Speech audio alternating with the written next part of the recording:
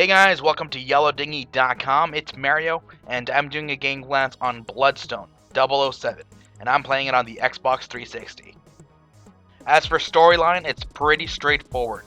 You play as James Bond, and you team up with Nicole Hunter to stop the soliciting of biological weapons by this terrorist group who is headed up by this guy named Pomarov.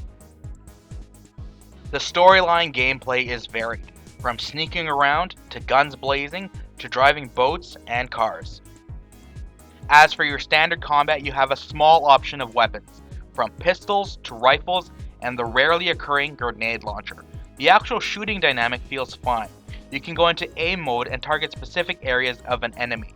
Obviously, the desired quick kill is the headshot. The game offers the option of a focus aim kill, which is pretty much the same thing as the mark and execute thing from Conviction. Even though it's been done, the focus aim is a nice addition. I found it particularly useful when I felt ballsy and I would go melee a bunch of guys and I could finish off the rest of them with the focus aim before I myself was killed. Now, since I brought up melee, we might as well talk about it. You can either sneak or just go for it types of melee.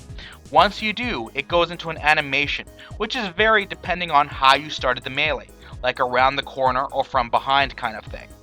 I really thought this was the highlight of the game, or at least one of them.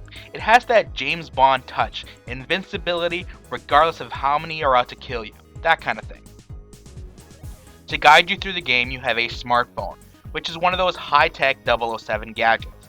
It lets you see where enemies are, it gives you environmental navigation guidance if you're lost, and you can also use it to hack electronics, which prompts you into a straightforward button sequence minigame.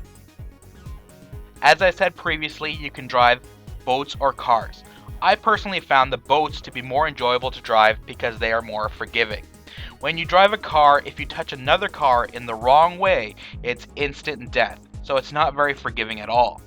However, regardless of car or boat, the game does a great job of instilling the intensity into the gamer. The controls for the most part feel really good. It's one of those few games where I found the in-gameplay camera to be done well. The only thing I found negative was during the driving segments. The controls feel a little loose, making it easy to lose control. As for the graphics, they are hard to pinpoint. Sometimes they are stunning and sometimes they're just bland. For example, you could be hunkered down behind cover and be witnessing amazing explosions around you. Meanwhile, you have poorly textured and designed enemies shooting at you.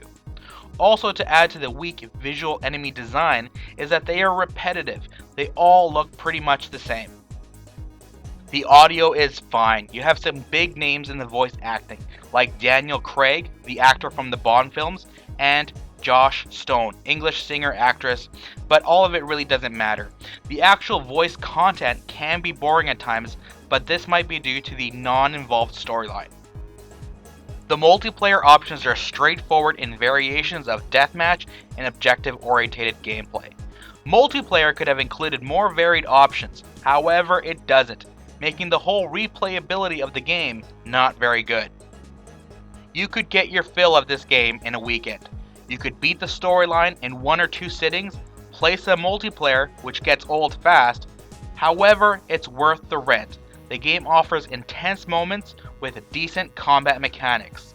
And it's James Bond, who is pretty badass.